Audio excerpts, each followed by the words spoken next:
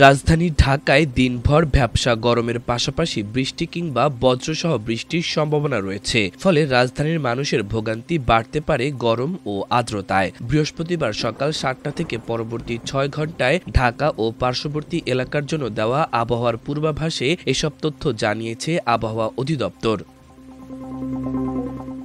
আবহাওয়ার পূর্বাভাসে বলা হয়েছে, রাজধানী ঢাকায় আজ মেঘলা থেকে অস্থায়ীভাবে মেঘাচ্ছন্ন আকাশ বিরাজ করতে পারে। সম্ভাবনা রয়েছে বৃষ্টি বা বজ্রসহ বৃষ্টি হওয়ার। আর এ সময় দক্ষিণ ও দক্ষিণ পূর্ব দিক থেকে ঘন্টায় ১০ থেকে ১৫ কিলোমিটার বেগে বাতাস প্রবাহিত হতে পারে। তবে দিনের তাপমাত্রা অপরিবর্তিত থাকবে।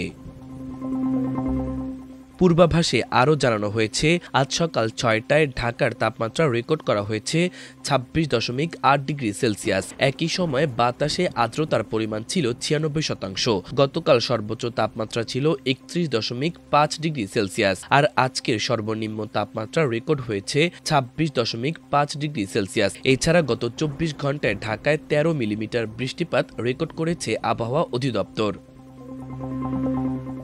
এছাড়াও দেশের ৭টি অঞ্চলের ওপর দিয়ে দুপুরের মধ্যে ঝড় বয়ে যেতে পারে বলে জানিয়েছে আবহাওয়া অধিদপ্তর। সেজন্য বৃহস্পতিবার ১টা পর্যন্ত দেশের অভ্যন্তরীণ নদীবন্দরগুলোর জন্য আবহাওয়ার পূর্বাভাসে এ তথ্য জানানো হয়েছে।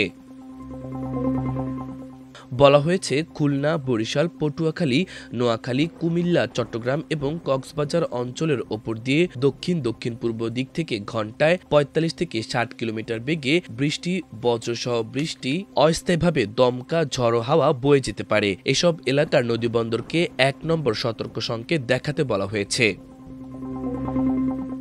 অন্যদিকে বুধবার রাতে প্রকাশিত সারা দেশে সম্ভাব্য পূর্বাভাসে জানানো হয়েছে, আজ সন্ধ্যা ৬টার মধ্যে রংপুর, খুলনা, বরিশাল, চট্টগ্রাম ও সিলেট বিভাগের অধিকাংশ জায়গায় এবং রাজশাহী, ঢাকা ও ময়মনসিংহ বিভাগের অনেক জায়গায় অস্থায়ীভাবে দমকা হাওয়া সহ হালকা থেকে মাঝারি ধরনের বৃষ্টি বা বজ্রসহ বৃষ্টি হতে পারে। সেই সঙ্গে রংপুর, খুলনা, বরিশাল, চট্টগ্রাম ও সিলেট বিভাগের কোথাও কোথাও মাঝারি ধরনের ভারী থেকে ভারী বর্ষণ হতে পারে।